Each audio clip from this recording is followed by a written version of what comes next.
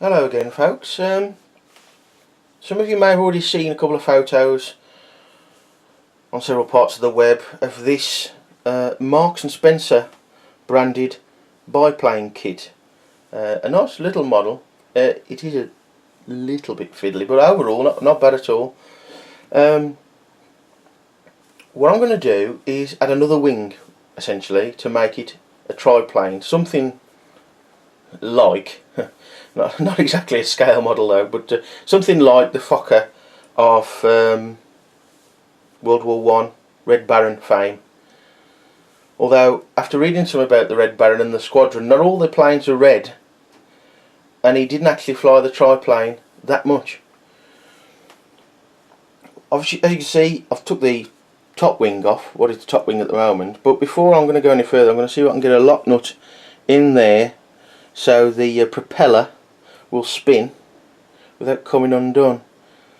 It's okay at the moment, but it has come undone to the point where it's nearly fell off.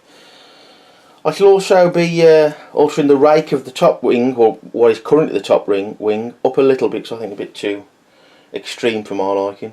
If we can do that, then we'll add another wing on top, which will be another one of these girder plates. Thank you very much, Ralph. Also, these sort of grey, almost tan coloured flexible strips will be changed for red ones. Right, folks, as you can see, I've removed these angle brackets that were forming the upright struts here to hold the top wing in the centre of the fuselage, and removed the engine, as it were. And I have got a lock nut in place now. You should be able to see that there. Now what you have to do, because the spanners are too broad for either the cranked end, as you can see there, of the more modern spanner, or indeed the other end of an earlier spanner, still too fat to get in. What I had to do, I'll show this in two stages, as it were, because you wouldn't be able to see it, I think, with my hands in the way. So what you do, you put the screwdriver blade down there like that to hold the base of the base nut, the lock nut, and then whilst holding that, use the end of a spanner to twist, to turn it tight like that. And this one is a better fit than the newer one. And careful adjustment and a spot of oil means it does turn, but every time I leave it to rest, it seems to get tight again. So, although it's not really that tight, I presume there's a bit of squidging going on with the tyre that's acting as the engine. But it does turn now without falling off. So now, before I put the engine back on and the wing and start on the third wing, we're going to replace, as I said earlier, the flexible strips down there for red ones. And as you can see, you virtually have to destroy the plane to get, or half the plane to get at it. But dare I say, being a bit methodical, I'm only going to do the one side first, then I have the other side for reference, and vice versa. On the right, there's a pile of parts there still to be opened. Most of that's for the ongoing World War One era project, and amongst those there were a new wing and 4 of the easy flexible metal strips, all from Ralph at his shop, ralphshop.com. You may have to email for older parts, but there's a lot of stuff on there anyway. So then, we've got the first 2 red flexible strips in place, but not totally secured yet. As you can appreciate, because you're starting, or rather reverting back to about halfway through the model build, and not in a very methodical way, because these wouldn't be on for a start, it is a little fiddly. And if you do want to do this and you haven't built it yet, wait till you've got the extra wing, and you will need a few extra angled brackets and these 3 old narrow strips. At least that's the way I'm thinking of doing it for the top wing for the moment. It obviously makes life easier, but suffice to say that I put the bolt in there first, and it's not fully tightened yet, followed by this triangular plate here, securing loosely the bottom flexible plate, and that actually fits. I think you can see this as well. It actually fits inside the double bent strip there, sort of rests on top of the nut. One of the benefits of leaving things loose, and with these easy start nuts they don't half come loose, don't they? Essentially take off the fuselage and pull it over so it's upside down, gives you better access to these bolts here. Bits. All 4 of the new red strips are in place, and this is the plane looking from the top. Engine will go there of course. So now we just put the tail back on before we start messing with the new wing. Tail's already on. I did have to revert to the instructions, so always keep your instructions even if you don't keep the boxes, but I recommend keeping at least the main picture off the box if you're not going to keep the box. The tail, I couldn't remember which way it went together, but he's getting a bit of a pain, isn't he? It essentially goes angle bracket on the bolt, then it's strips, then a washer, then a tail, then a washer, strips, angle bracket again, and nut. I couldn't remember that, so I did revert to the instructions. The fuselage was all solid then, no problems at all secure, all nice and tight, but I did forget to put these on here, these little narrow strips here, 2L narrow strips, for the hangers, for the axles and the wheels. Not a bad thing really, because actually just taking those 2 out ain't that much of a problem, and at least you've got the fuselage structure sound. That was pretty easy to do. So we've got the engine on.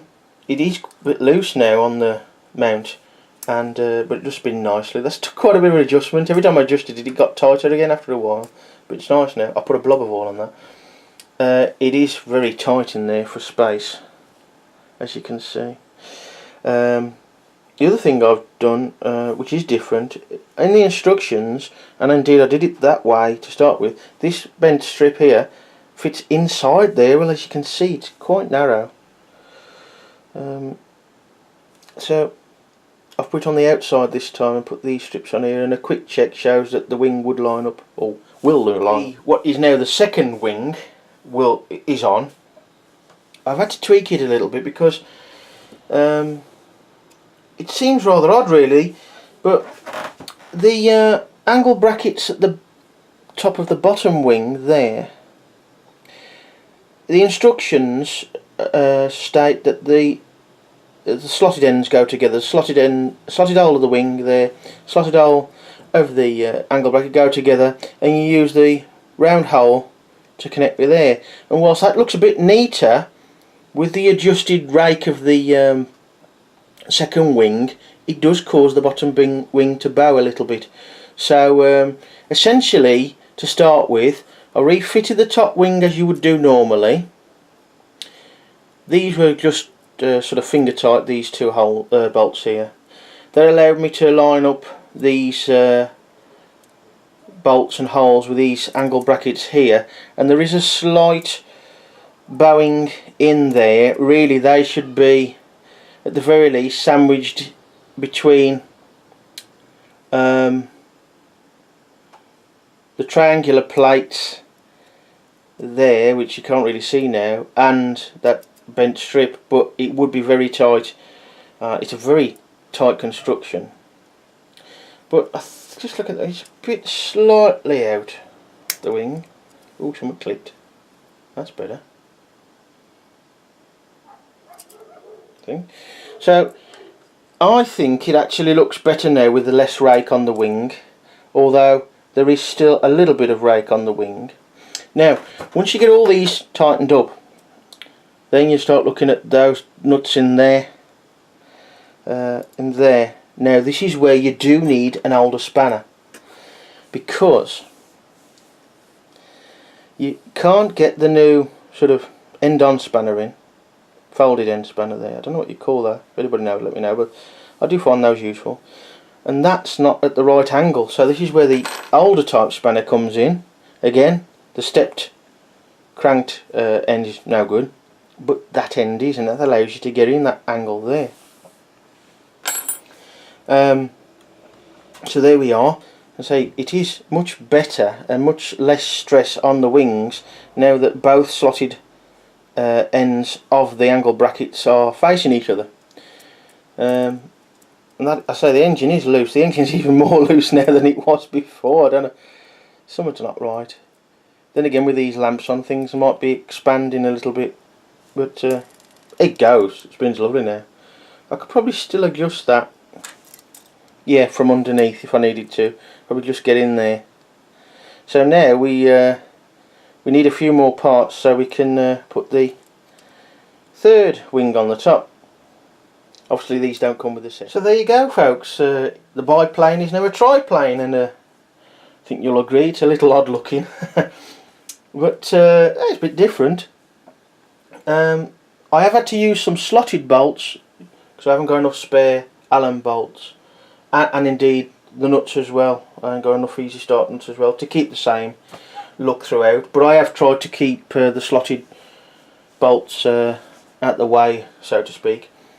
All you need is obviously nuts and bolts to suit, but you need 2 narrow 3/0 strips, 4 angle brackets replicating down here. I haven't put anything in the middle struts. I may have a look, a bit of research, see what it was like there. Of course it would have been strings mostly and wooden sticks, I suppose. So there we are. It's quite, well, it's quite nice to look at. A bit comical, as I say. But I've had to adjust the lock nut again, and at the moment I've left it so it's still a bit tight because I'm sick of it coming undone and then finding it hard to get the right tension, mainly because of the rubber expanding, I think, maybe with the heat of this the video lighting. But anyway, it's all there, quite nice.